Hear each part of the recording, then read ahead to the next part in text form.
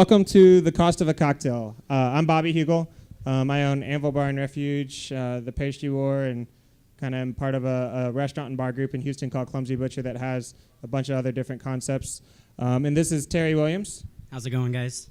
Terry is our general manager at Anvil, and so we decided to do this seminar today because we really felt like it would be educational to kind of hear someone talk about the cost of a cocktail that's not from a market that charges $15 a drink, right?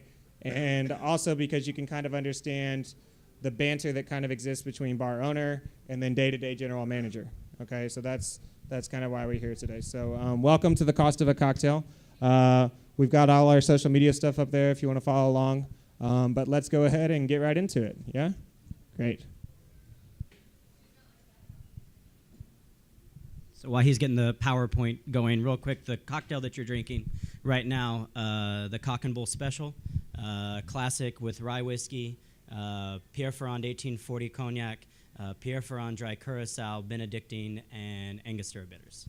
Cheers, guys. And we definitely want to thank Pierre Ferrand for their sponsorship for this seminar. We're actually going to talk about Pierre Ferrand as a really good example of how to maintain cost later on in the seminar. And it's not just because we're giving sponsorship shout-outs. We actually use Pierre Ferrand in a lot of our cocktails. And we're going to talk about why they're a really good example of the type of company that you want to look for in a cocktail bar. Also, we tend to piss everybody off when it comes to trying to find a sponsor. And so there's only a few people that we can actually work with. And Pierre Ferrand for us has always been really supportive. And we really appreciate what they do for us in our bars and when they sponsor us at sales. So thank you, guys. All right. So today we're going to get into cocktail cost, right? And we kind of want this seminar to be something that explains how do you do cocktail cost, how do you get through basic inventory procedures, kind of get into some tips for controlling cost in bars, right? But we also didn't want it to be too industry specific so that people who are in here who are general consumers understand why cocktails cost what they cost, right? And understand different elements of that. If anybody has any questions when we're talking, just throw your hand up, right? We'll try and quickly answer your question so that we can make sure we clarify where you're at, right? And then we'll also save some time for taking questions at the end, okay? So, cocktail cost is not something new that's only been invented with Excel, right? It goes all the way back to as long as bars have been businesses, right? So just going back to Harry Johnson's Bartender's Manual and Guide for Hotels and Restaurants, which for us is a required reading as part of our training manual at Anvil. In 1882, we've got the chief point is to be liberal in the allowance for expenses, and there is then the possibility of greater profits than we were expected. So what he's basically saying is that you need to be liberal in assuming how much everything costs so that at the end of the day, when you're able to shave here and there, there's a little bit left over so that the bar continues to make money and can be profitable, okay? And that's great advice, and that's how we try to operate Anvil. And it's a good way to kind of start the seminar because it shows that these principles are not things that are new or just now being talked about, but they're just part of running a good bar, okay? So today we're going to talk about two primary aspects of cocktail cost. We've got primary cost and secondary cost.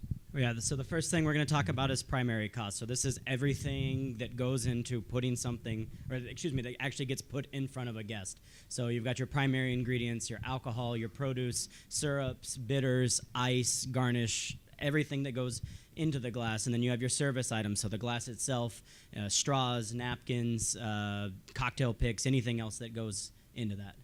Okay, and then we've got secondary costs, right? Secondary cost includes price variances if you're doing happy hour, if you're doing promotions, right? Margin of error and waste. Are you working in a bar that free pours or jiggers, right? How many spills do you have in the bar, which can be related to how much volume you do or how experienced your staff is. How frequently do you comp for regulars, right? How frequently do you comp for dorky cocktail people that are visiting your city for the first time, right? All of these different things go into how much it costs for you to serve cocktails in your bar. And then finally, service labor, right? Because bartenders work really, really hard, and sometimes we get to make old fashions, and other times we have to make Ramos gin fizzes. So it just depends, right? Okay, so we've got lots of dense financial information up here. Can everybody see this? Yeah? All right. Don't get too caught up in it, right? What we're basically going to use is a standard daiquiri spec, okay? So we've got a plantation 3-star rum daiquiri, right, which is delicious, okay? And we've got different aspects of cost that go into this daiquiri recipe. We've got rum, lime, simple syrup, lime wedge, a beverage napkin, and glassware service cost. Okay, we're going to talk about how to calculate costs for every single one of these. So this slide is going to become repetitive, and every single time that you see this slide again, we're just going to bump down to a different category. So we're going to talk about the base spirit, we're going to talk about produce, simple syrup, napkins, and glassware cost. Okay, so if it looks dense, it's going to get repetitive. It's going to be easy to follow along. Okay, so to start with, we've got the cost of a spirit, right? Spirits come in different size bottles. They come in 750 milliliters, 1 liters, and 1.75 liters, right? We bring everything down to an ounce ratio because we use ounces to measure our recipes, okay? So the cost of Plantation 3-Star by the ounce for us, and this is going to vary in every single market, is $13.80 a liter. $13.80 a liter divided by 33.81402 is 40 cents roughly. We're using 2 ounces of that in this daiquiri, so it's 82 cents for rum cost. Notice that we rounded up. We always round up on cost, just like Harry Johnson recommended. Cool? Make sense? Easy, right? I assume that most people understand how to do this. So these are some of the tips, for reducing your cost on these products. The first one, brand support. We don't get to use this in Texas, not legal, but there are states where it is legal. Get some. Don't be a sellout though. Don't compromise. Don't be a sellout. Come on now. Don't carry something that you wouldn't usually carry. But I was really disappointed in the seminar yesterday because I didn't get to talk about not being a sellout. So it was. Brand support is important, but I think that in some ways cocktail bars now are losing their soul a little bit to make more money, right? And especially if the bartenders behind the bars or the bars themselves represent different brands, right? I think it's one thing to work with a brand that you really like legitimately and objectively and ask them if you can develop a relationship where it's financially beneficial for you both, right? Be it at tail seminars like we're doing today or in everyday use in a bar. Right, but I don't think that you need to go so far as to start compromising the bar program that you have, which is why people are coming in your establishment anyways, right, for the sake of saving cost. So another way to reduce cost, and this is something that we practice a whole lot at Anvil, buy handles. I think right now we have 4, maybe 5 handles in the well, but they don't just, like it says. Everybody knows what a handle is? Handles slang for a 1.75 liter of booze, right? There's typically a discount in the cost per ounce. Like a big one. Yeah. Like Beefeater's 51 cents an ounce out of the handle, right? And it's, not as affordable as Citadel is, but if I need to use a really, really bold London Dry cocktail, it works in that situation, right? And then they also can be used for things like infusions, blending different spirits together where you're not going to keep them in the bottle. And we'll buy handles of Citadel, for example, right? And we had a house cocktail on our menu that was the Maharaja Buck. So we did we spiked it with cardamom, right? So by putting cardamom into handles of Citadel, right, the cost savings difference between the two is about 10 cents a bottle, right? Which isn't a lot, but it's or 10 cents an ounce, which isn't a lot. But it certainly adds up over time if you're selling 200 and something Maharaja Bucks a week, right? You could do the same thing just straight out of a liter, but by taking advantage of the handle size, you're buying more and you're investing more of the money into the ounces of booze as opposed to the glassware cost, right? And then we, do pour out of handles in the bar, right? And they're heavy, but we kind of have to, right? I mean, we work in a market where our average cocktail price is below $10 a drink. Okay, and people don't want to pay more than that. And we're actually really proud of the fact that our average cocktail cost, just if you add up every single drink that's sold, is sub $10 at Anvil. So we try and maintain that. It's important to our market. It's the type of market that we're working in, and sure, that makes things challenging, but every market has different challenges. We don't pay the same rent that people in New York do, for example, right? So it just depends on different situations. Want to talk about closeout? Yeah, we'll talk about closeout a little bit. Getting grants on closeout is another really good option for reducing costs, which doesn't necessarily mean that you have to buy the shitty booze that nobody wanted, right? What frequently happens is that people change distributors, and when they change distributors, it's important for that distributor to move that product as quickly as possible because they've lost a relationship with that product directly. So there's a lot of really good opportunities for that. I know that there was a situation recently with an aged gin that just didn't go over in our market, and we were very, very happy to take it immediately, and that was great because we got to use a product, and we bought the whole thing all at once, so the distributor dropped the price because it was a flat sale, and then they were done with it, so it was the same price intended for everybody, right? And we were able to put a higher quality cocktail on our menu with something that we were really enthusiastic about because the market didn't appreciate it. So asking people about that all the time, but I think more importantly, being willing to pick things up like that helps you to develop that relationship with distributors, so they're like, oh, well, maybe we should talk to the Anvil guys about that because they picked that up for this one time. Maybe we should float this their way. And then we can say, no, we don't want, your coconut flavored rum, but thank you. Maybe next time we'll get that barrel aged gin again or something like that. So, and then finally, use Pierre Ferrand, right? So we use a ton of Pierre Ferrand. Again, it's not just a sponsorship plug. Think about the price point on the spirits that they provide, the 1840, the Plantation 3-Star, Citadel, and the Dry Curacao. They are specifically created for the cocktail movement. This does not mean that Pierre Ferrand should be in every single one of your cocktails. I think it would be great if you put it in a lot of your cocktails. But I think they're a really good example of a company that we're looking for when we're talking about maintaining cocktail cost and also trying to provide a really high quality spirit in our drinks, right? And by that I mean that frequently when we buy from large global conglomerates, sometimes they're able to keep the cost of their spirits down because they've just refined the practice of production over a period of time.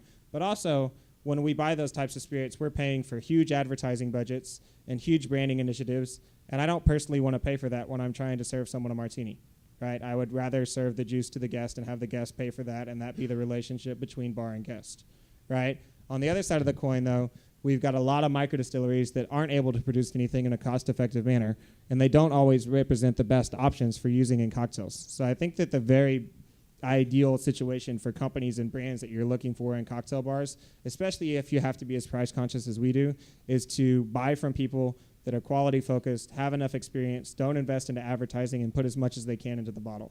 So not just a plug for our sponsor, but I really think they're a good example, and I really would have trouble coming up with another company that does that across the board as well as Pierre Ferrand does. Okay, juice and produce. So we're going to talk about two aspects of produce here. We're going to talk about juice, and then we're going to talk about the garnish itself, okay? So kind of pulling through the same slide again, right? We've got a case that yields 360 liters of juice, or 3.6 liters of juice, right? 1 liter, again, the same juice calculation, right? So if a case is $22.36, and that $22.36 investment yields 3.6 liters of juice, following me? That means that costs $6.22 a liter. $6.22 a liter divided by the number of ounces in a liter, right? Yield a juice cost of 18.39%, right? Which actually that math looks like it's wrong, sorry. That's actually 25% too high, but let's pretend that I didn't make that mistake. It's 25% too high because it's 0.75 ounces of lime juice. Does that make sense? Did everybody just follow that? Yeah? Okay, so case yields 360, right? 360, 360 or 3.6 liters is 22.36 total cost, so $6.22 a liter, right? We'll call it 18 cents and say that our daiquiri spec has an ounce of lime juice instead of 7.5. Cool? Everybody good? Any questions? Want to make sure my error didn't cause anybody to get lost? No? Okay, cool. So one of the things that we're doing in the bar currently is we're really trying to keep track of our lime juice cost, and lemon juice cost. You want to talk about some of the stuff that we've got Alex doing currently? Right, so we have one of our bartenders, Alex, is currently every week on Friday, we get the guys in the back of the house to juice a case of limes for us, juice a case of lemons. We're documenting yield, we're documenting pH level, so that we're kind of getting an idea. Oh, and we're also documenting origin of the citrus. We have a good relationship with our citrus provider, and they are giving us the origin of the fruit. So we're keeping track of all of these things. So hopefully over the course of a year, we have a better idea of what the citrus is yielding at different times of the year from different places. Is there a place that's providing us with better citrus? And you guys know this if you're juicing cases of limes every week in your cocktail bars. I mean, sometimes the yield on limes can be anywhere from 3 times as much what we would expect out of a standard lime, or 3 times less than what we would expect out of a standard lime, right? How can we not calculate that in cocktail costs? At one of our other bars, the Pêcheur, we serve so many margaritas, it is ridiculous. Like sometimes I'm just bartending and I'm like, I'd really like to serve another drink, right? It would be awesome. And it's just so many margaritas that when lime prices spiked like they did last year, everybody remember that? Right? It was really a bad situation. I mean, we were out like 25, 30 grand over a 3-month period because of lime juice costs. I mean, it was absurd. It was a massive, massive impact on our business, right?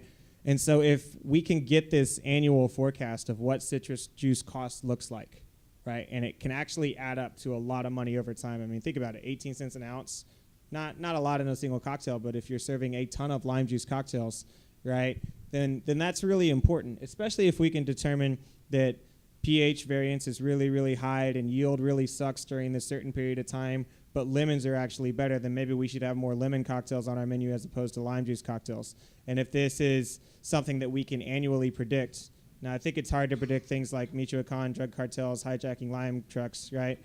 Or not. Maybe that's going to happen again. He just dug out of the tunnel. Chapo just dug out of the tunnel in Mexico, which I don't know if anybody follows that stuff. I'm kind of into that, but I think it's total bullshit. Anyways, and I mean, but if you've got these predictable seasons and you've got this annual forecast for what your citrus looks like, right? It may not be that big of a deal for one cocktail bar, but it's still a good thing to keep in mind for quality purposes, right? But if you're in a position where you're running 5 cocktail bars, right, having that annual forecast and changing cocktail menus based on when lime juice is good and when it's not is really, really a useful tool. So we're trying to kind of line graph all of this to see yields and pH and then keep track of origins and kind of look like what limes look like over a year. So that's one project that we're working on. Okay, and then we've got lime wedges, right? So you take 200 limes, divide them by the case, you come up with a cost per lime, right? You cut it into 6 wedges, right? When you cut it into 6 wedges, it means that the wedge costs 2 cents. Everybody understand that? That's pretty simple and straightforward. Got it? So far we've got the rum cost, the inaccurate lime cost, and the lime wedge cost. Cool?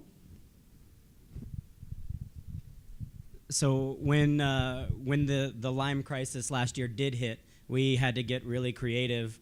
There was a point in time where only one company was bringing in limes to the city, where like everyone had stopped bringing in limes, and we had to get really creative on and learned a lot, I think, about citrus at that point in time. So we always buy 200 count limes it's like a good medium for juicing and wedges, and we started buying packer limes, basically the leftovers from when they sort them out into the count sizes. Does everybody know what packer limes are? No? Okay.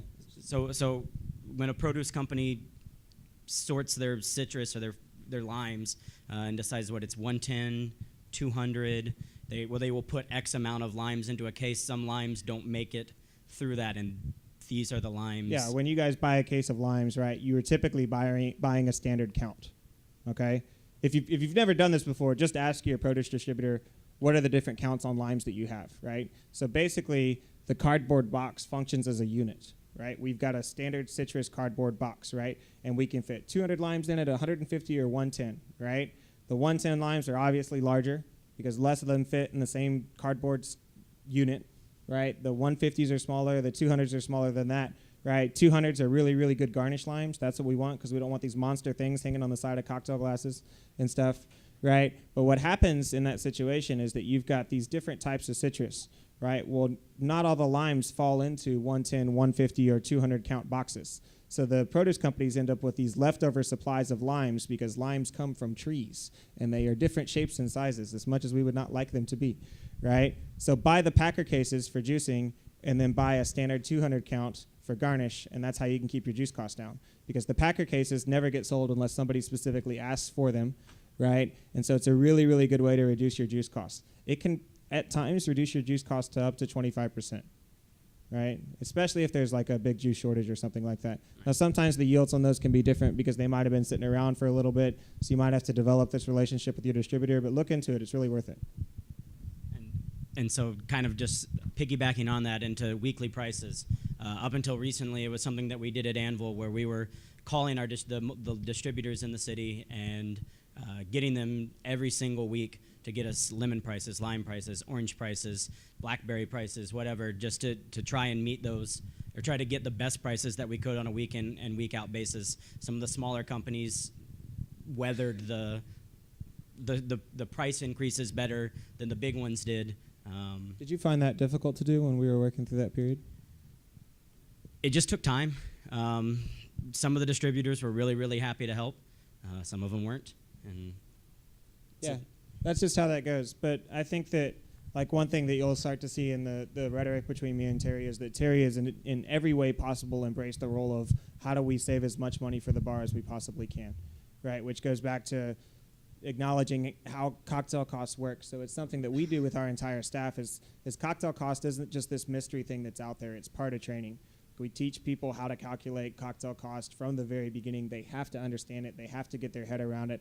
And then as they come out of training, which for us, training is a 12-week program, ideally, right? But it usually lasts about 9 months. You have to retake a test every single week until you pass and you move on to the next stage, right? But at the end of training, and Terry's gone through this and, and handles that, for all the, for the staff now. It's so ingrained that it emphasizes saving cost and taking advantage of those opportunities. So even if it is a pain to call 3 distributors a week, the potential savings for juice is definitely worth it, for the cost of the bar and embracing that responsibility to try and save as much as possible. So, okay, and then a couple other options that you have here if you're only running a couple of bars. Consider teaming up with a couple of your friends and group buying citrus, right? Especially if you're on the same block in the same neighborhood so that somebody can make multiple stops, okay? So don't discount the dive bars around you either, right? So if you're the cocktail bar that's going through 4 cases of limes every single week, maybe talk to Jimmy's and Doug's Ice House down the street and be like, you guys go through 2. Well, what if we group by 8 a week and you reimburse me for the cost so that I can reduce my citrus costs, right? They need the limes anyways. They would probably really appreciate it if they didn't have to call someone in and then coordinate that delivery. Your distributor would probably really appreciate it, right? And you save more money on the juice cost over time, right? If you've never thought about it, just give it a shot. Go talk to somebody about it. And then finally, most bar groups with 6 to 8 bars, if this applies to anybody in that category, you go through as much citrus as your regular neighborhood grocery store that is not buying from a citrus company. They are buying from a citrus wholesaler if they are in a major city. You can sign up to purchase from a citrus wholesaler and coordinate your own deliveries. We don't do this currently, but it's definitely something that I've thought about. It would require that we have someone that we are then paying for that specific task. But again, the potential saving for us on citrus, because we're going through 60-something cases of citrus a week, is huge.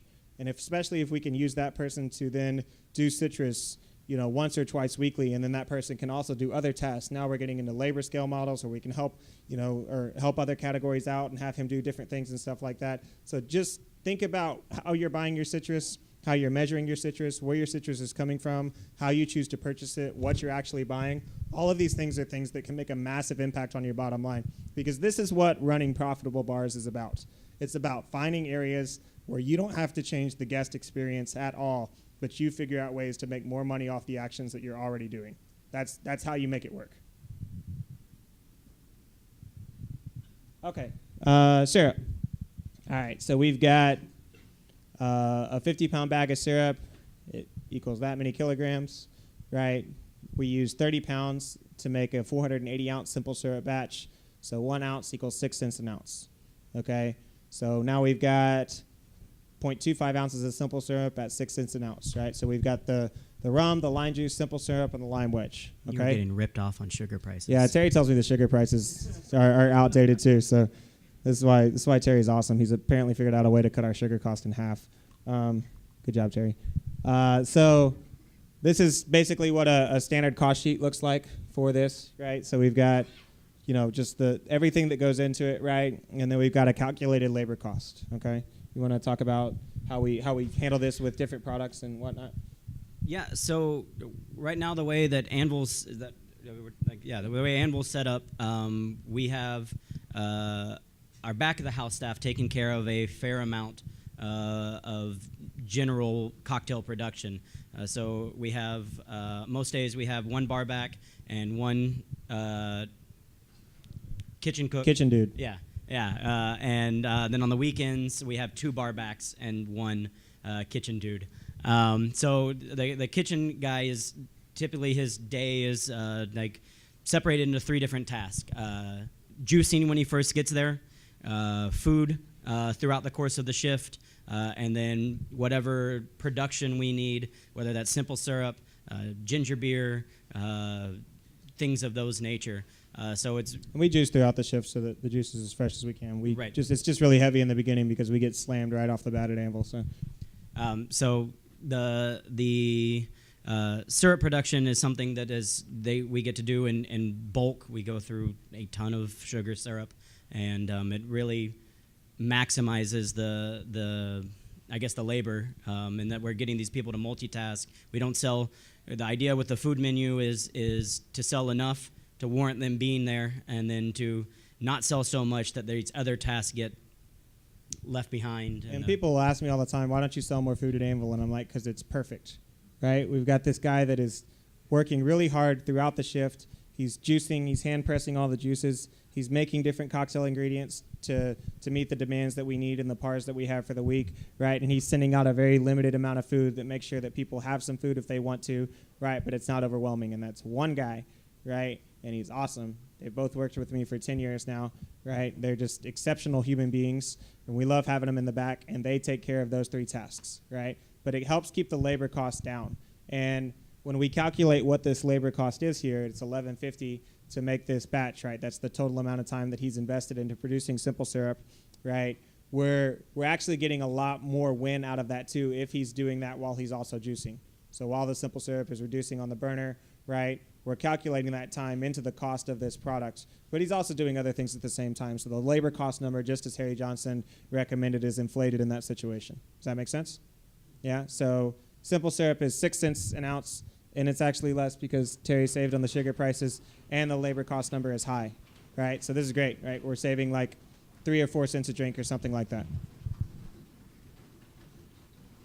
Here's a different example of, we used an oat syrup for a cocktail recently, so I just pulled this one because it was an easy example, right? So we've got the exact same thing, right? We've just got the presence of steel cut oats in it too. The time requirement is a little bit different, and so it's a little bit higher per ounce cost. It's double the per ounce cost to do that because there's more labor involved. So, and that'll change no matter what it is, right? Like you should invest some amount of time, whether it's an infusion, we make our own ginger beer, syrup cost, whatever it is, you should just calculate all that together. Cool? All right, so tips for reducing cost. So we talked about this a little bit. Undertaking easily prepared ingredients during busy shifts, right? So what are people doing on Mondays in the bar that they're not doing on Fridays and vice versa?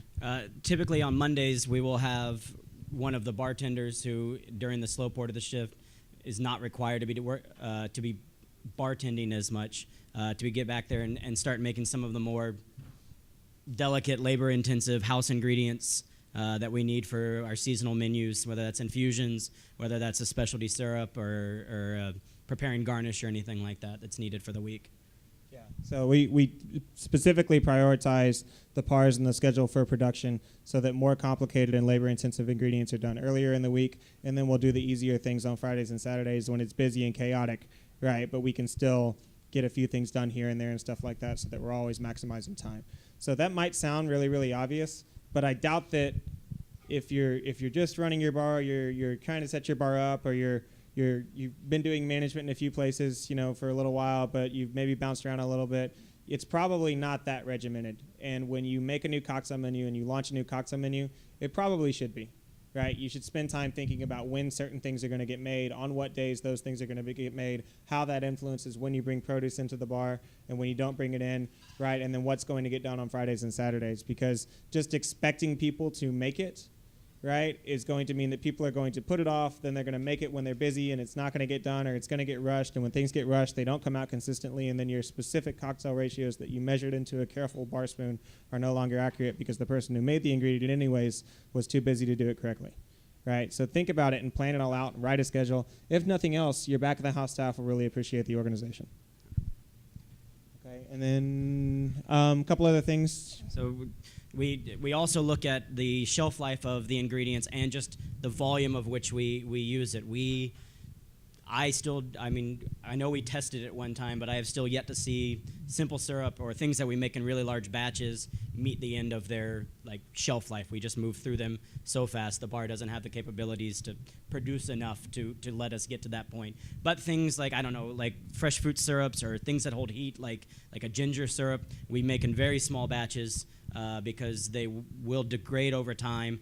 So they have a shelf life, whether it's perishable or just the flavor of them. We make them in very small batches so that we basically run out with them, and then it's time to make another batch of it on a Sunday or Monday. And when we launch that new cocktail menu, that's always a moment of how much of this drink are we going to sell? We usually have a pretty good idea, but every once in a while we get surprised, right? Or maybe it's just man, people really, really like that drink, right? And it's just all of a sudden this huge spike. And so this perishable ingredient maybe has the opportunity to expand, and the production associated with it has a chance for the PARs to increase and stuff like that. But it's really important that in those first couple weeks of launching that new menu, you're really looking at those different PARs, especially for highly perishable ingredients, and going, how frequently are we running through these, and what does the popularity of this cocktail mean for prep? Do we need to move it from a Monday to a Wednesday item or vice versa? Just being really, really on top of that. Pulling, the numbers. We just launched a cocktail menu at Anvil a week ago, right? We're closed at Anvil right now for repairs and remodels. But when we get back, we need to look at how many of each cocktail did we sell in that week so that we can begin to understand which ones are going to be more popular and less, and how that's going to impact production. Yes?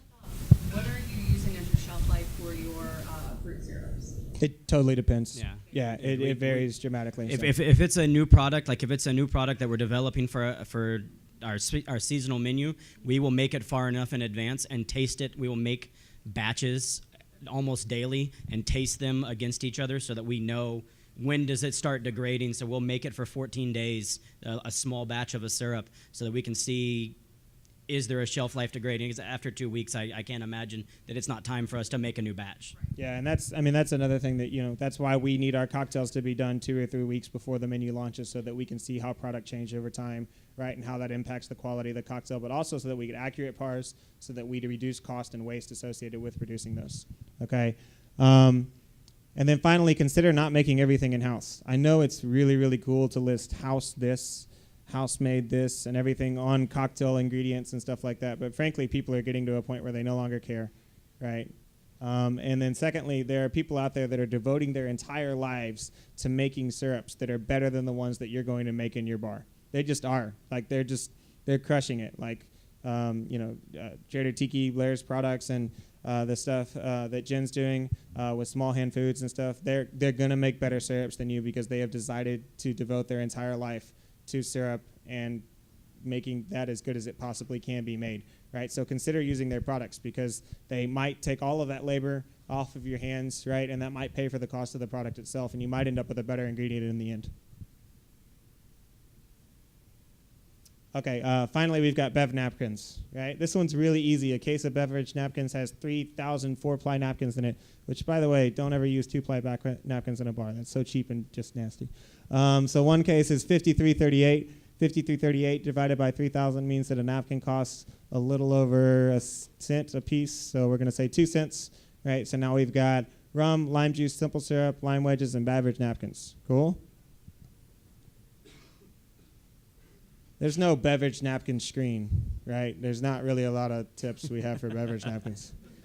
So then we've got glassware cost. So this is something that I think this year we've really tried to start auditing our glassware costs. We're kind of in the middle of this process that we're going to speak about right now. But I really like the Nick and Nora glasses. Do you guys like those glasses? Right? I just think they're gorgeous, right? Unfortunately, people break them, right? And they're kind of expensive. But I like them a lot more than the Libby Coupes, just personally, right? But we have 200 people standing in our bar on Fridays and Saturday nights, right? So, and our bar has 65 seats. So the math of number of people standing and Nick and Nora prices is really, really bad, right? Because that means that we're going to break a lot of glassware. It may not be a problem for other bars that have slower paces, but our bars are really, really busy.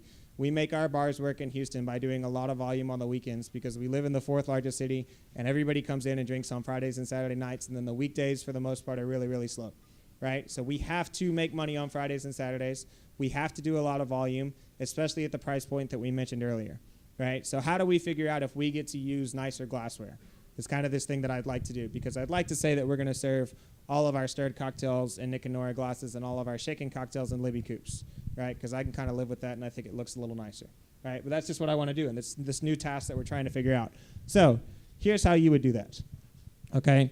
So you've got a case of 36 5.5 ounce coupes. These are Libby coupes, by the way. We pay $111.60 for a Libby coupe, right? Divided by 36, that means that the glass costs us $3.10 a unit. Everybody good? Right? This one's a little denser. So if we serve 1,650 coupes a month, right? How do you know that? Every spec has a glassware spec associated with it. So at the end of the month, you can print how many cocktails of each did we serve, right? And know that they all had a glassware spec with them. You add up all the cocktails that were served in that Libby coupe, right? And you say that we served 1,650 cocktails that were spec to go in Libby coupes. Does that make sense? If you just arbitrarily leave glassware out there and you don't tell the staff which ones they go in, you get inconsistent cocktails, but you also can't do a glassware audit. Okay? So 1,650 Libby coupe cocktail specs went out into the wilderness, right? Which means that 1,650 Libby cocktail coupes had the chance to be broken by a bro on Friday. Okay? So how many did we break? We lost 34 Libby coupes.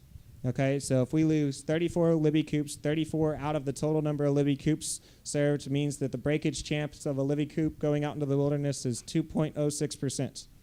Everybody following? Right? So we might want to consider adding that 2.06% into the cost of serving that cocktail, because that's literally something that we are incurring a cost for. Okay, so 2.06% times 310 a coupe equals 0.0638 cents. So our glassware service cost, or what it costs to put this cocktail that we have calculated the cost for into a glass in front of you, is 7 cents an ounce, or 7 cents a drink. Does that make sense? Everybody follow that? Do it.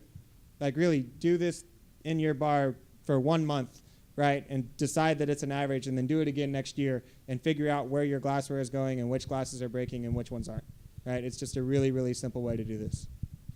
So the drink that you're now in front of you is the Plantation 3-star daiquiri that we have been, that we have been staring at. Yeah, the recipe that has been adding the cost to it. This is it in front of you.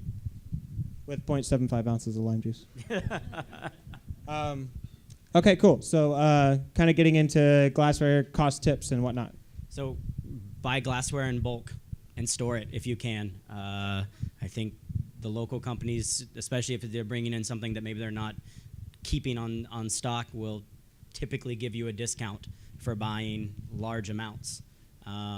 Especially if you can buy it in a pallet, Yeah. right? Just buy it in a pallet and throw it in storage for 2 years if you can afford to do so, right? I mean, really, and you'll know how much glassware you're going through. You may not realize how much you're actually consuming in your bar until you do that monthly audit, right? So do it, and you might be like, man, I had no idea that we were using this much, right?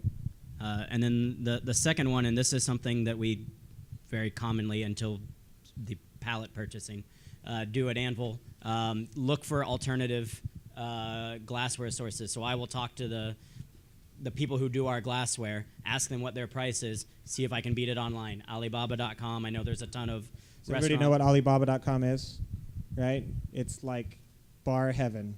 That's what it is. It's like this website where you can contract people in India and other countries as well to produce glassware for you and order it in large quantities, okay? So if you guys are familiar with the cobblers that they serve here at Wallick in New Orleans, right? They come in these like really, really cool Indian drinking glasses. That's what they are. They're stainless steel Indian drinking glasses, because when you're a laborer in India, right, and you go out to work every single day, you take a glass with you because there's no glasses out there, right? You need one that doesn't break, so they're stainless steel, and they have different etchings on them, right, which look really cool and very nice cocktails, right? But for those people, they just put different etchings on them so that they can identify which ones are theirs and which ones aren't, right?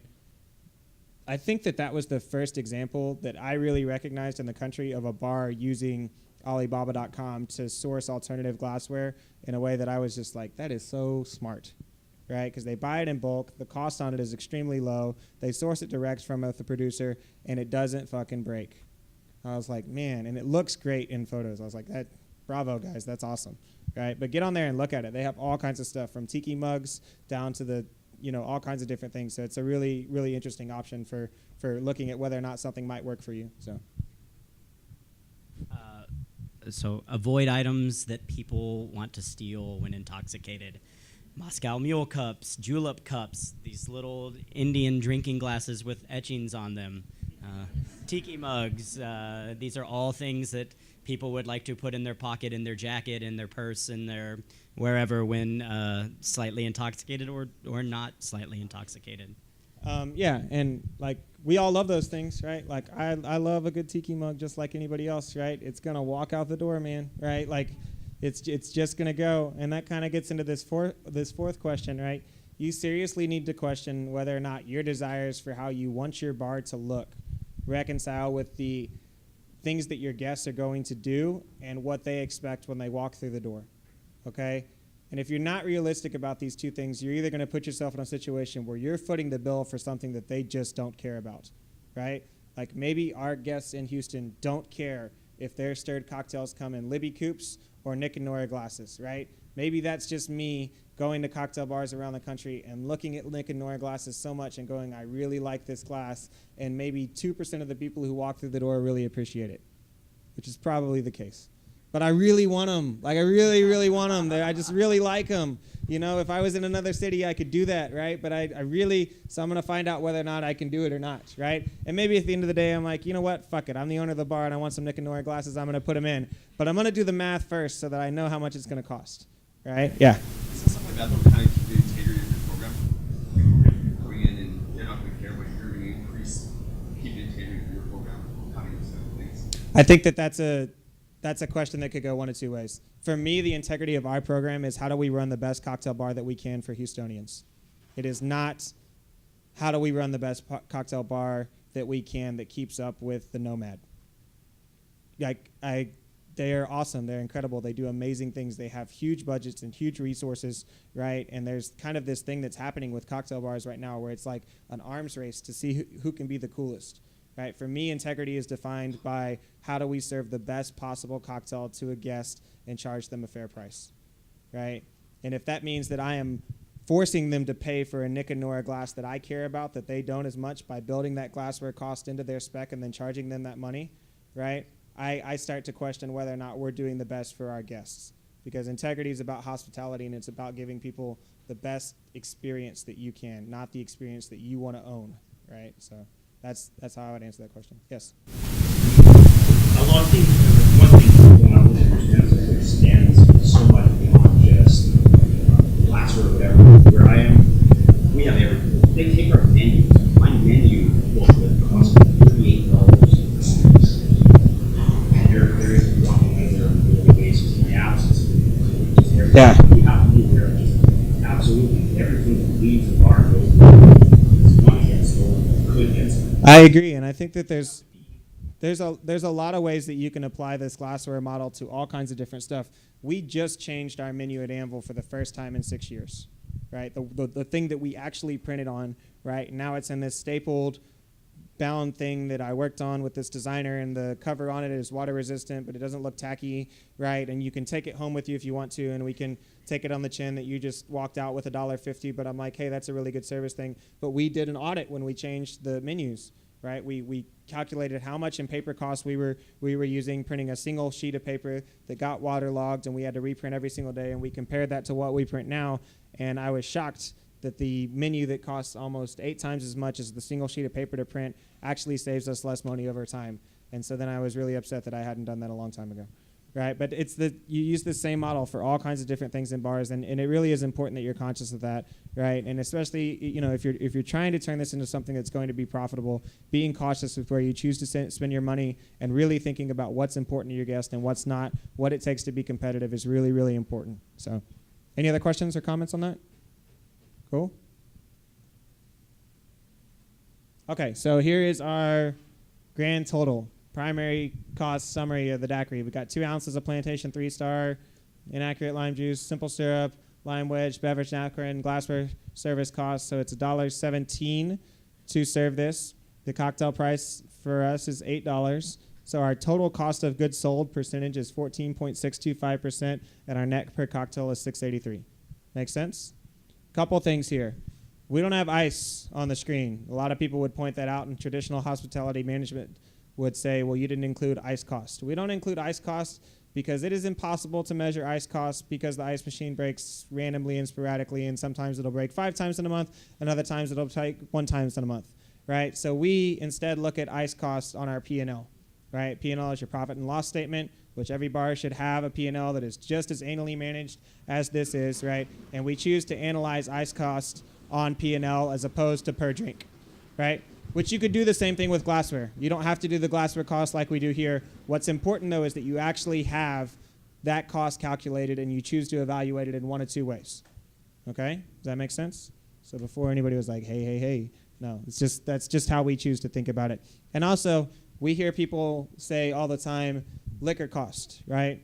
And that's the term for how we describe how much cocktails cost. That can be confusing because liquor cost doesn't necessarily include juice cost, right? So then you could say cocktail cost percentage, but it's just better if you're for your accountant if you say cost of goods sold percentage, right? Because cost of goods sold percentage is a tax deductible item, whereas other things aren't necessarily a tax deductible item. So get into the habit, hi, I'm Bobby. Get into the habit of saying percentage of cost of goods sold, okay? Because it just makes more sense. Okay, secondary costs. Now we're getting into price variances, okay? So exact same thing, blah, blah, blah. You just saw this exact stream, everything on the left side. Let's say you decide to put the daiquiri on happy hour, though. So the daiquiri on happy hour is now $5 instead of $8, right? So now your cost of goods sold percentage for happy hour cost percentage was up to 23.4%, and the net per cocktail is $3.83, right? I think that when people decide to do happy hours in bars, they're just like, let's do a happy hour because it'll probably work out, right? And then they put it in place, and then that's it. And everybody's just like, there's people here, this is great, or people don't show up, and they're like, this sucks, right? I think that's probably every single happy hour that's ever been put in place in 99% of the bars in the world. Here's actually how you do happy hour cost, right? If you're going to net $6.83 on the drink that you're going to serve during non-happy hour times or before you put the happy hour program in, right? But now you're only going to net $3.83. That means you're taking a $3 loss on the same cocktail that you would have served otherwise, right? So $3 out of the $3.83 means that you gave up 78% of your profits, right? So the daiquiri happy hour must therefore generate 178% increase in sales to net the same profits that the bar would at standard pricing. Does that make sense? Okay, so if you want to do a happy hour in your bar, try it out for a month, and here's what you do. Say for the month of whatever that we're really, really slow, we're going to do 30 days of blah, blah, blah, blah. And if you actually go back and look at several of our bars, we've done this several times, right? So we do it as a 30-day promotion, right?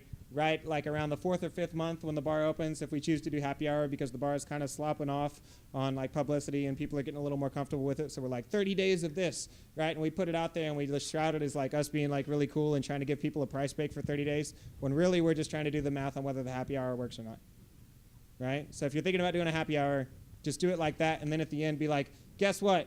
We're going to keep doing this because you guys were so supportive. Thank you. And then you just go forward. Cool? Yes? Under happy hour, it might be easier to figure out how many more drinks I have to sell per day than 178. Yeah. If your margin out those that I normally sell 4 per day, now have to sell 7 or 8. Yeah. To equate that discount. Much easier for margin for bar manager to calculate. Yeah, absolutely. I totally agree. Yeah. I completely agree with what you're saying. I guess we're just kind of extending the example all the way through. But I think you're right, and I think that finding ways to communicate that to a staff about how they should operate or what are the goals that we have as a crew to make this work so we can hold on to it, especially with happy hour, because the bartenders are going to make more money in happy hours. The bar is just going to make less. So if you guys don't get on the same page, then you've got a problem. So, yeah. All right. Secondary costs, margins of error, spills, and wastes. Okay?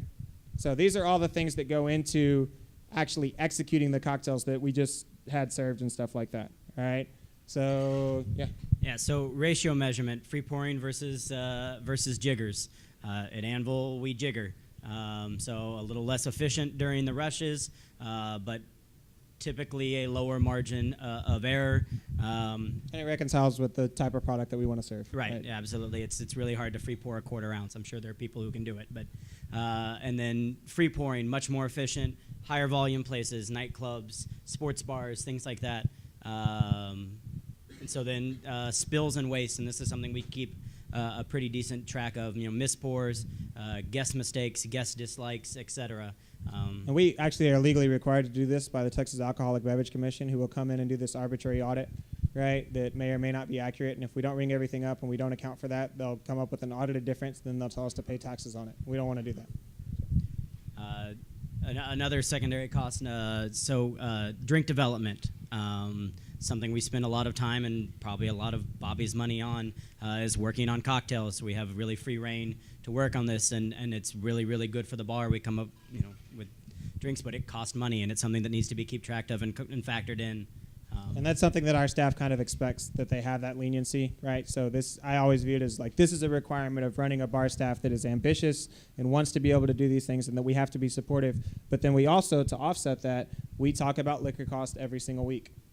Like, we have a staff meeting and we talk about what our liquor cost was, right? So we don't let it get out of line, and we kind of keep that in balance in that regards as well. And that also goes into complimentary drinks for regulars and whatnot. I mentioned this in the seminar yesterday, but I think that if you're going to have comps in your bar and you're going to encourage your staff to do things like that, they need to have a very clear understanding of what the policy is in regards to that.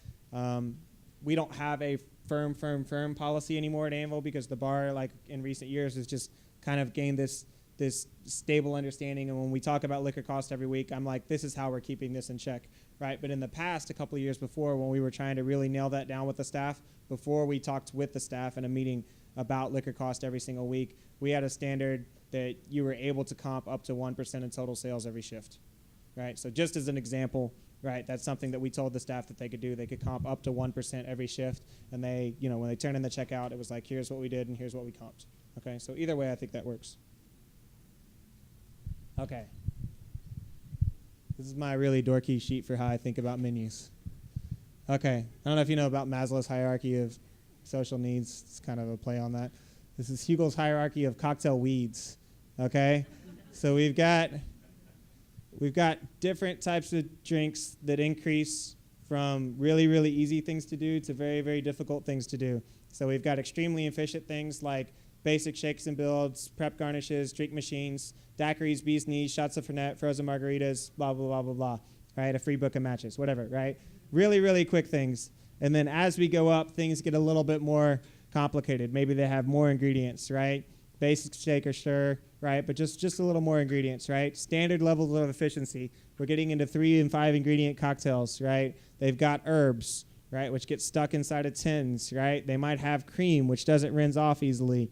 Level 4, we're now approaching the moderately inefficient category. We're serving things with egg whites, right? We've got silver figs and zombies, and somebody asks for an absinthe drip in the rush, and you're like, fuck, right? We got level 5, inefficient, tiki drinks, just the entire category of tiki drinks, all of them, right? Egg yolks, which are thicker than everything else, and then maybe somebody wants something in a blender, right? And then level 6, just really fuck. We've got Ramos Gin Fizzes, right? And then if you're familiar with Maslow, we reach self-actualization with the Pousse Cafe, right? So, but this is how to build a menu. This is how to write a cocktail menu, right? You've got to think about all this for every single one of your drinks. Where do your drinks go in the section, okay? Prices. If the drink is easier to make, you should charge the guests less money for it, right? It's how we run our bar. If it's more complicated to make, I think it's okay to charge people more money for it, okay? How many of these menu placements should you have on the menu?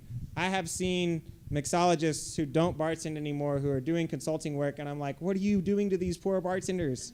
You've got 5 drinks in the level 6 category. That's ridiculous. Like, give them a break and put 4 drinks in the level 1 and 1 in the level 6, right? Like, you've got to think about these things, and you've got to be really, really honest with yourself from the beginning about whether or not you're going to be able to keep up with this. Thank you for not making us do level 7. Yeah, we just don't serve Pousse Cafes. We're not self-actualized. So fewer complicated drinks, more easier drinks, right? And you've got to make this work for however your bar works. Now, maybe you work in a bar where you serve 10 people in 10 bar stools and nobody else is in there. If you want to level 6 it all day long, go ahead, man. Like, more power to you, right? Like, if that's your thing and you do it really well, then that's awesome. Congratulations. We don't do that, right? We serve a mixture of level 1 through 3 at a very, very high volume, and then we've got some level 6s thrown in there and whatnot, right? And that's what works for our bar. The point is that this same model and the same approach will work for any single bar that is out there. You just need to think through it when you write a menu, okay? What's the most complicated drink on the new menu? There's one that you guys really hate right now. It's because of Jesse, remember? Oh, the one with the garnish, with the honeycomb. Yeah. Drink's super easy to make. We have to cut honeycomb to order. because there's no way that we have figured out. You can't really do honeycomb differently. And so Jesse was like, I want to do honeycomb on this drink. So I'm like, this is not good. So I remember like asking the staff, right?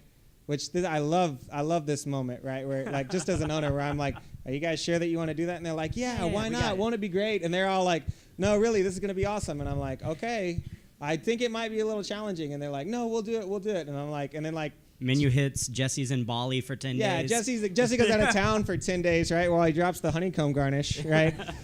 He's like, we are cursing peace out, him. guys. Yeah. Right? But it's like, I think at times, though, that type of rhetoric between staff and owner is really important, too. It's like, I'm going to give you this advice, and I'm going to let you hang yourself if you want to.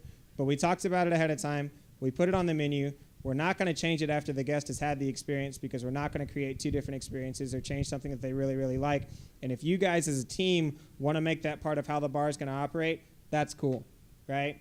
And then other times I'll just look at the menu and I'll be like, no, guys, this isn't going to work, right? It's too complicated and it's going to slow service down too much, right? So that rhetoric can go one way or another, and you can kind of let them learn through that process. You can determine that learning process for them is worth maybe a few sales or mishaps that are going to occur behind the bar, right? Or you can decide, I'm going to X this right now because it's not going to work. And then Terry does that even more so with the rest of the staff because he's filtering out really bad cocktail ideas all the time, right? So if you only knew. Or steering them in the right direction, right? Like, I don't know if other people do this, but like it's like, we need to get you a cocktail on the menu, it's time, and then they put this drink in front of you, and you're like, well, that's a really interesting idea with these 4 ingredients. What if you changed them to these 4 instead? And then you convinced them that it was their idea. Yes. I don't know how to go back on here, but yes. Okay, no, which leads to my question. We have a lot of fruit products, and that's what I sell during happy hour. But I didn't hear you mention that. So That's because we don't have any free products. So yeah, it just does not exist. There's nothing like that exists. And we did try and make this not about how things work in Texas. So I think that's a really, really good example. I would just go back to make sure that you're not putting something in cocktails that you wouldn't be proud to serve in other times instead. Right, because if somebody comes in and they like really dig your happy hour cocktails, right, and then they come back later and they're like, I want that drink that I had on happy hour at 5:30, right, and you're like, oh, we don't serve that during this time or something like that, you're creating an inconsistent experience, or you might be suggesting that your happy hour isn't of the same quality that the rest of your bar experience is. And I think that goes back to his question earlier. In that point in time, I would say I think that there's maybe an issue there where you are changing the identity of your bar and the guest size, and that's the inconsistencies I think cause problems for guests. So, yeah. So before we get the cocktail, greenback. So we have Citadel Gin, Lime, Crème de Mint, and Absinthe.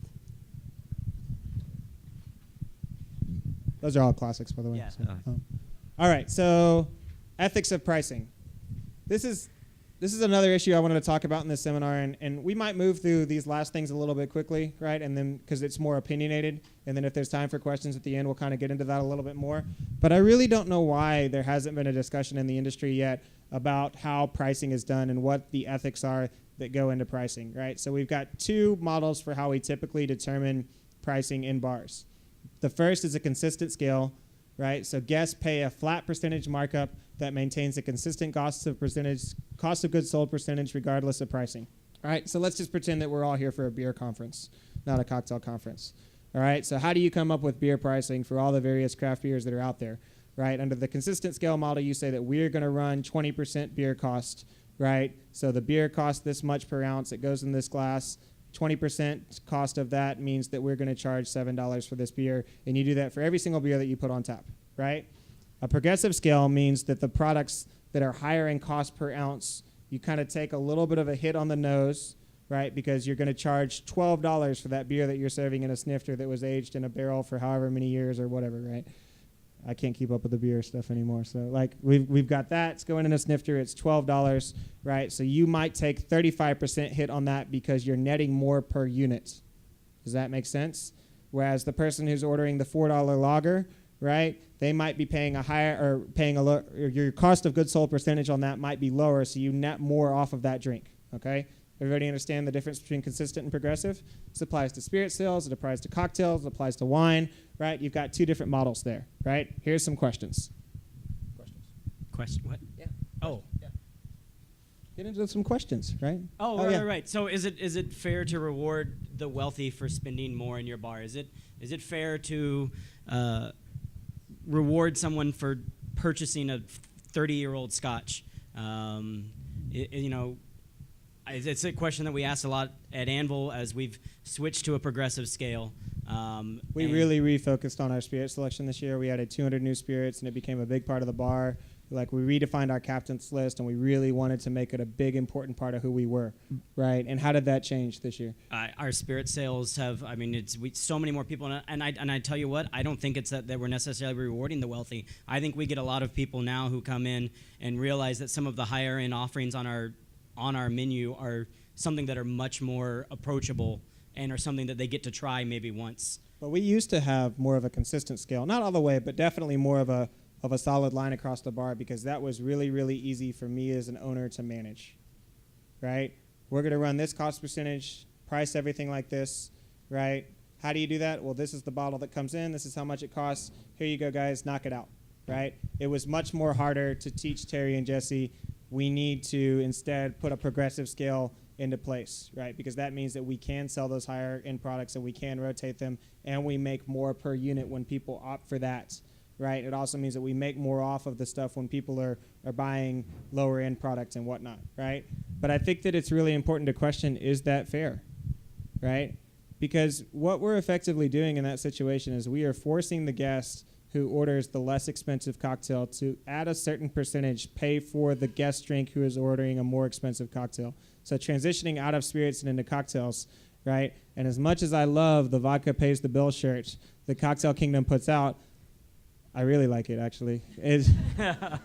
I do think that there's a question that says, like, is that okay, right? Like, we've got someone that comes into the bar that doesn't invest a lot of time into cocktails. They don't know what a greenback is, right? Like, they just come into the bar and they typically drink vodka, and maybe they go out 10 times a year because they're a medical professional, right? Or something like that, and they like vodka because it's easy and they just want to drink that, right? Is it okay if we ream that person on the cost and we run a 10% cost on their drink, right? And we make $8.50 a drink off of them, right? But then we reward the dorky cocktail person, right, who's a Sazerac drinker, right, and say, it's okay that in this situation we run 30% cost because we kind of like what you're ordering a little bit more, right? Or it fits with the image in our mind of how this bar should work, right? I think that they're important questions, right?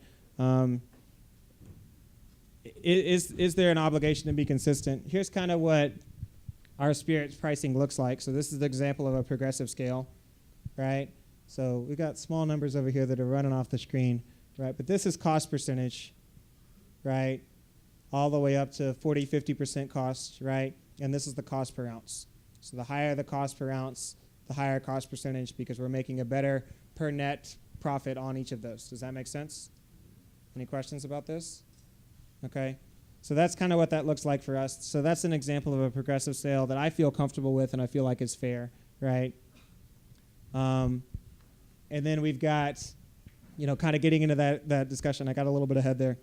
But, like, is that okay? Like, is that okay to make the vodka drinker pay for the dorkier cocktail drinker's cocktail, right? And so I think you've got two models for how cocktail menus work in that situation, right? You've got a model where we have all cocktails cost $12, right? That's a consistent price model, okay? Or you've got individual prices that more accurately represent what's being put into the drink, right? We use the second model. We use the second model because I kind of feel like this with cocktails, right? But also because we feel like we're in this situation in Houston where people expect to have an affordable cocktail exist so that they can come in and they don't have to spend $12 a drink, but we also want to offer a $12 option for the cocktail drinker who comes in, right? And we're okay with you being in one of two categories, right? But I think it's a really serious question. Like, is it okay to say all cocktails are $15, right? All cocktails are $12 and make one consumer pay for the other consumer's drink, because that's effectively what's happening. And whether you view it that way or not, right, I think that you do need to say, well, yeah, I'm okay with this, right? This is how I make my bar work and I'm good with it, right? But I think it should be acknowledged and I think it should be talked about a little bit. And on a day-to-day basis, this is something we talk about when developing cocktail menus, talking about how I like to try and save the bar every penny that I can. I'll say, well, if we want to use this rye, we need to charge this price. And his response is always, do you think the guest cares that you wanted to use this rye in the cocktail? They don't care. The cocktail's not worth that much. Which doesn't mean that we shouldn't make that cocktail, right? It means that we should question whether or not the investment in that drink is going to match their experience expectations, right? So it's not, and because we have really, really high standards for the spirits that we use in our bars, so I never really worry about that, and maybe that's part of the discussion here too, right? But it's like, is that a $12 cocktail? Are they going to understand why it's a $12 cocktail? Yeah, in their perception, right? It's not about whether or not we're putting a cocktail in front of them that we feel like tastes really, really good, and to make that cocktail work, we have to charge $12. That's easy. Any monkey can do that, right? I created this cocktail that tastes really, really good. This is the cost to serve that cocktail, so we should charge $12 for it. It fits into the whiskey slot on the menu. Let's bang it out, right? The hard thing to do is that when you bang it out, are all the people going to be happy with the drink, right? Are they going to get that you opted for a higher quality rye and that's why it's $12, right? Or would it be better to put a $10 drink on the menu with another rye that wasn't 12 years old, right? We're going to use Rittenhouse instead of Russell Reserve 10-year or something like that, right? And in that situation, right, does the guest leave happier because they didn't spend $2 more on the drink, right? But the cocktail is of a similar quality, right? It's not just about what's the best thing that we can put in a glass every time. It's about what's the best experience for the guest. At least in our market. I think other markets are more forgiving. Ours is not. So, yes. A lot of times we all want to try a new trial. We have to bring Aviation and the disputes. Sometimes it's very, very important. Sometimes a discount to see how that new product works. Yeah. You're adding these views in every item to features. That's going to be $12. You may not sell as many because that's the price of all of your other winners. So in innovation and new views, sometimes we have to price appropriately. So let's see if I can sell 10 a day. Right. If 10 a day for 50 days, then maybe I can back that up from $8 and go up to $12. I think that's a really good point. Yeah, I mean, you're looking at what number of different things you're going to serve. That also gets into labor a little bit. I thought about including this, but I didn't. But since we're on the subject, right? Like if we put an egg white cocktail on the menu, I insist that the egg white cocktail name that we put on the menu is complicated to say. It is the best way to reduce people ordering egg white cocktails. Right? So, you could just charge more, but I don't want to do that in Houston because it doesn't work with Houston, right? When you said the thing about vodka, I don't look at market sales in Houston. Yeah. But when you said the thing about vodka, like, is it okay for this person to make the vodka person to make the Sazerac person's drink? I think you're forgetting the fact that in New York, it's a smaller bar. You're not paying for the drink, you're paying for the scoop. No, I totally agree. I totally agree with what you're saying. Yeah. You are, but there's still a price difference in the experience, right? And even in that situation, you're talking about how the P&L impacts the business, right? The guest experience is still the same. They walk in, they pay for their drinks in that situation, and one person walked out with a higher quality percentage than the other person did. It's just that the cost of executing that percentage is invested more in the space. But isn't the person that drank before the vodka drink and had the vodka drink and left in that high price market, didn't they get the experience they wanted? I don't know. I think it's a really important question for the cocktail scene to be asking nationally right now, right? I mean, there's a lot of things that are happening with cocktails, and if you think about how cocktails started in this country and bars that really set that standard for what is a cocktail bar, right? Think about the opening cruise at Death & Company, the opening cruise at Pegu Club, right? And think about the fact now that I would bet you money that the average dive bar bartender in this country has more experience than the average cocktail bar bartender, right? I think that at a certain point, if we don't start asking some questions about how much money we're charging drinks, we've got more inexperienced bartenders than ever serving cocktails at the exact same price, right? And maybe you're right on this issue. I honestly don't know. It might be one of the only things that I haven't made my mind up about yet. But I think having the conversation about how much we're charging for drinks is really in some ways a conversation about how long the successful cocktail movement is going to last, right? Anyways, let's get through this last slide. We'll look at the inventory sheet, and then we'll open this up for a few more questions if we have time. Break-even bottles. This is something we started doing this year at Anvil. We love it. It's awesome, right? Everyone loves it. Yeah. It's really, really cool, right? So this is break-even bottle number 7. We're on break-even bottle 9. Number 9 now. We're on 9 right now, right? So we have a bottle on the back bar every single time that you walk in, right, that is extremely highly priced, right? In this case, $1,115.02, right? Unless you're like at like some steakhouse and some oil tycoon is walking in with a group of partners and he's trying to impress everybody, nobody's buying that stuff, right? It's not going to happen, right? But I still think spirits like that have a place in the world, right? Probably mostly for retail sales for people who have a lot of money, but I'd like to have them in the bar too, right? They're really, really cool. So we decided to start doing this where we determine what the cost per ounce is of a bottle, and you can come in and pay for that at the cost per ounce, right? And we don't make a single dollar off of it. The tax is built into it, by the way, right? We don't make a single dollar off of it, right? And for that to happen, you still have to spend $43.97. So it's not like people are rushing in to spend $43.97 on scotch. Well, kind of they are now because the program's got enough momentum, right?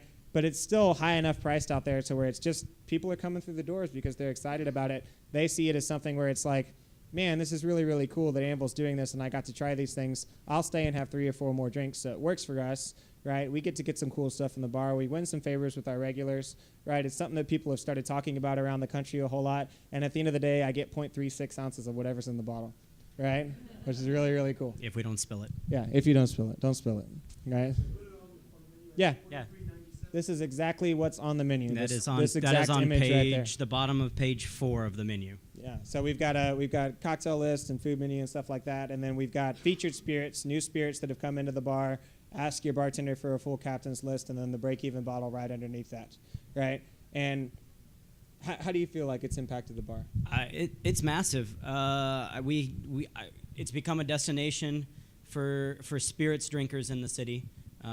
People who had been going to a couple of the whiskey bars or to steakhouses. I'd say we now have a group of 40 to 50 people who come in every 10 to 20 days and just ask, when's the next break-even bottle? What's the next break-even bottle? Or can I have a shot of the break-even bottle that I haven't tried yet? And they don't care what it is. They just know that it's going to be really, really high in quality. I think it really refocused our bar, too, as a bar that people could use in a bunch of different ways, which, honestly, if you're not doing that with your cocktail bar right now, I think you need to figure out a way to do that. When we opened Anvil was a cocktail bar, but 20% of our sales were beer, and then we opened a beer bar, so now we don't sell any beer anymore, right?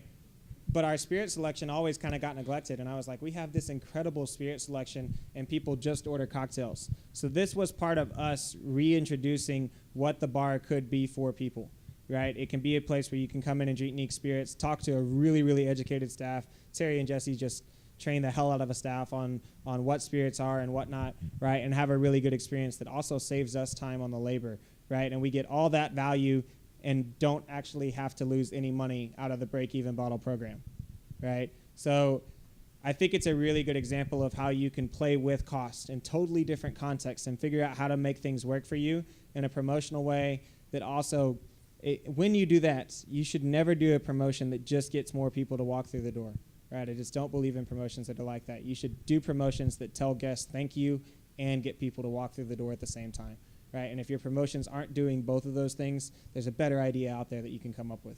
Yeah. So when you do your month-end cost of sales, do you take that all out? We actually take this out. On a weekly basis, yeah.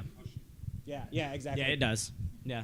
I mean, it messes up the percentage, so on the P&L it gets messed up, but we when we sit down and we talk about liquor costs every week as a staff, we say we sold this much in break-even, and that was removed from the cost percentage. So our cost percentage outside of break-even was this, guys. It was 0.6% higher than it should have been. Why did that happen? Especially when we were going through like a bottle and a half of break-even a week. So, cool. So that is that, and then we've got this.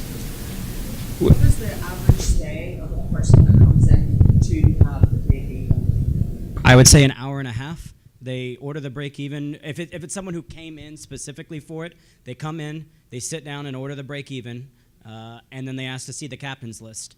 And then they will sit there, and I'd say 90% of them who do it that way will order 2 to 3 more spirits off of the captain's list. I can't think of a single time where someone came in, ordered the break-even bottle, and left. And I'd say on average we sell 3 drinks for that person, so it's a draw for their experience. Or at least that's been my experience behind the bar, right? When I'm working, it's like, here's this, and then they'll have about 3-ish things, right? So I'm like, we're winning all the way around here. This is great, and people think that we're being charitable. This is awesome. Terry, do you want to, if you'll trade spots with me? Yeah. So this is our inventory sheet. Yeah. Really quick, I've seen inventory sheets that have a lot more information with this. I love this sheet that we have kind of developed together because it allows any member of my staff to come in, take inventory, and make the order, whether they've done it a lot or not. So you just see we have it all listed alphabetically with categories. So we have it broken down basically the way the spirit's broken down. We keep the size of the bottle, the distributor. In Texas, we have to buy from a liquor store. We cannot buy directly from the wholesaler. But then we do also have the wholesaler there as well, so we do know who to contact in case of shortages or whatever. The cost of the bottle, then we have that broken down into a 1 ounce cost, which is how it really helps the staff when they're deciding what spirits to use for cocktails. It really gives them a good idea of a base point to start with. And they can always access this on Dropbox, so that they yeah. always know that when they're thinking about a cocktail idea and they're drinking it over coffee, this is going to work or it's not going to work. So it's always something they can access for their phone, their laptop, and we keep a printed out sheet in the bar just in case you don't have to pull your phone out in the middle of the shift. Then we have what it costs for a pour, which is 1.5 ounces for us. The cost percentage, we have it calculated to figure out we sell all our spirits by the half pour and the full pour. So if you wanted to taste more spirits, you certainly have the opportunity with the cost percentage there. And then, yeah, he's entering in numbers there. So that's basically when you go in and do inventory, you can sit there with your laptop or your iPad. You can enter in numbers. It tells you what you see there in the yellow, it came up with the total inventory, What total is cost that? of That's goods. expensive. Oh, Jermaine Urbane. Absinthe. Yeah, absinthe. You're in the absinthe section. It's all expensive. Then you also see that we have a par set up there. So that's basically where we keep for orders, and then it gives you how many you need to order, and it always rounds up for us so that you're always ordering whole bottles, not having to make that decision. I especially like the counts being in sections, right? Because it's like when I'm in the shelf category, I can put that there, and then I go to this, right? You're not having to add up along the way and stuff like that. We have a lot of different places that we keep bottles of liquor in the bar. So we really like Excel because of all the cocktail cost that goes into it and whatnot, right? And we can kind of dial that in, and frankly, it's just part of our systems, and not just because there's a guy sitting in the back with a bartender shirt on, right? But I do think that there are some really good apps that are starting to get developed right now that I've kind of looked into a little bit and just decided, you know what, it's not worth my time and energy to change how we're operating the bars right now. But I think you should, and especially if you're opening your first bar, maybe consider whether there's something out there that might be more beneficial in that regards as well. Because this can be cumbersome unless you're just really fast at it, and it's really important to how your bar operates already, right? But with the way that technology is developing nowadays and the amount of momentum that the industry has as a whole, I think that there's some really, really good products out there that you should look into. So, and I like bartender, by the way. Okay, so that's that. Cool. So that's all the content that we have for you in the seminar. We have about, how long? We have 8 minutes. 8 minutes for questions. Yeah. Do you know the average percentage? Our liquor cost percentage, which is how we use to evaluate cost every single week, which is different than cost of percentage or cost of goods sold percentage, which would include lemon juice and syrup.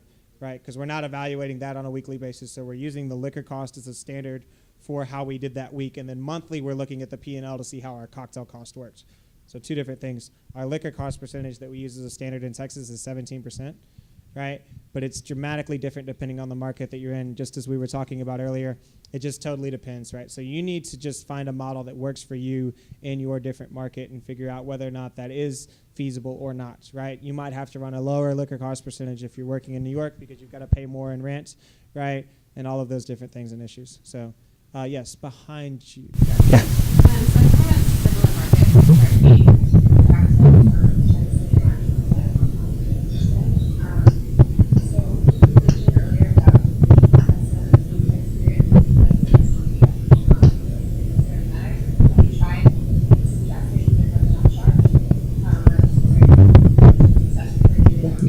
we actually 4 seasonal menus ago, we offered a couple of options on the menu to take a $10 cocktail and make it 12, or a $12 cocktail and make it 15. I'd say it met with moderate success, but we're already using such really good spirits in it that it ended up being, it works better for us in our market and our menu on the dorky cocktails.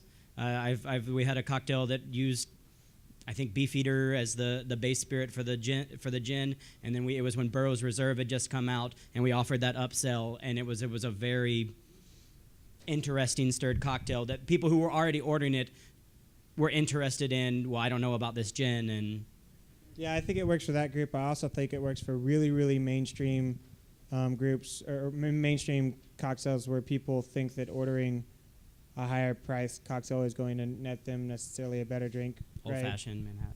Margaritas are the first thing that come to mind. Like margarita menus around the country that are just fueled by here's this upcharge option, upcharge option, upcharge option. People are doing that because they just think that they should, right? But I also kind of feel a little uncomfortable with that because I want people who, when they come into our bar, to feel like everything works and that they're getting a quality cocktail no matter what. Yes, bartender. You're usually upcharging in reserve as well. And if you already down the hall, maybe product where you already have a 12 in. For sure. I think cocktail bars are structured a little differently. We don't have standard wells. We have things that we use in cocktails more than others, right? Because we sell more cocktails. So our well is full of stuff from Pierre Ferrand and other companies that I mentioned earlier. Let's bartender, sure. Yeah. So I just had a question. So we talked a lot about like, buying cases for glasses, for wine, etc. I saw your own demonstration there, how you buy a bottle, not necessarily a case.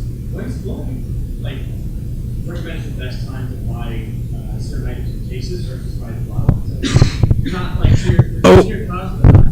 So since we have to order from a liquor store, it does not matter. Now That's why everything for us is a bottle price, because we don't get case discounts. Right. So when we do buy things like wines that don't have to be purchased, we do always order those by the case. If it's something that we move through and we're not just going to have dead inventory sitting there. So if it's something that you're going to move through and whatever that time period fits to you, buy it by the case.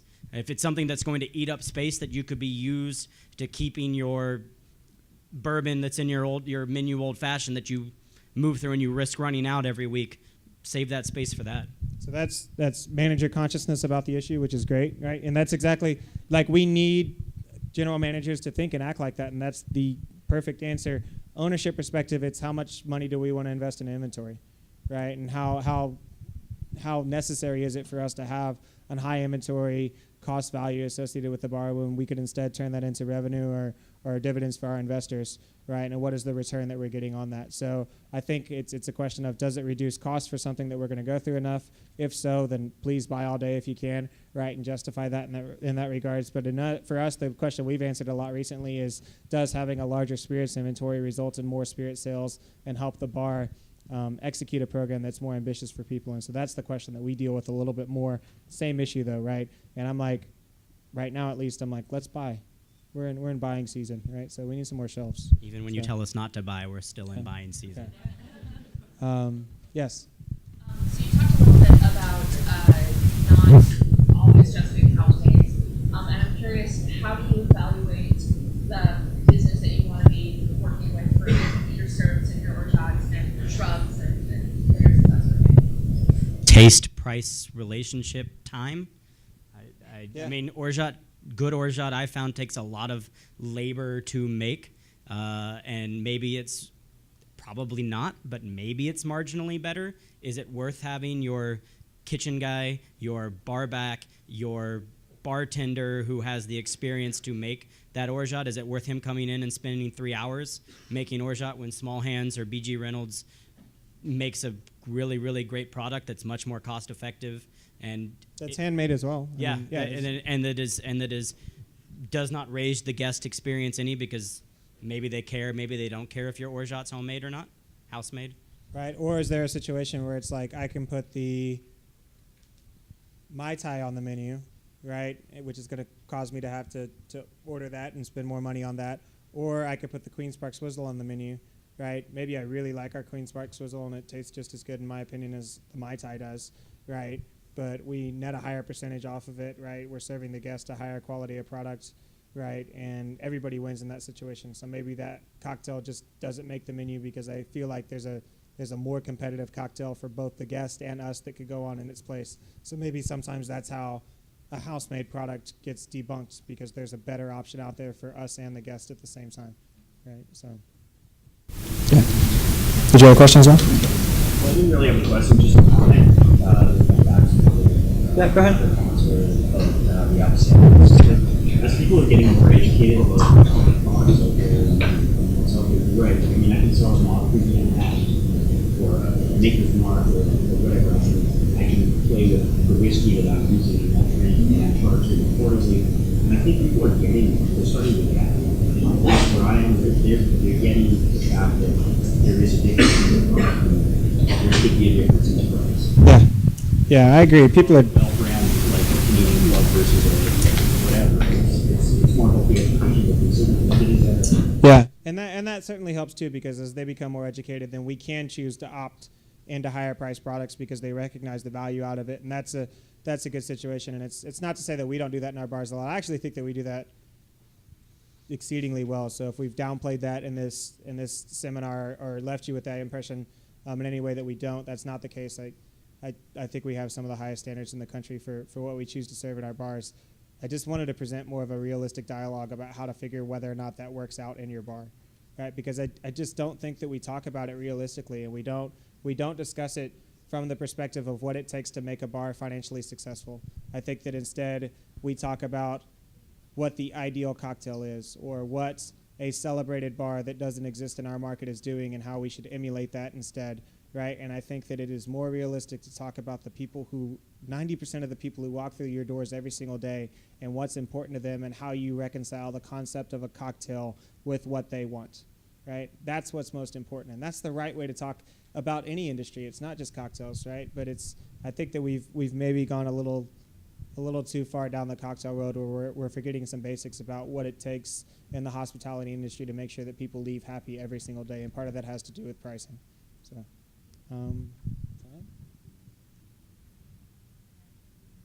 time. Cool.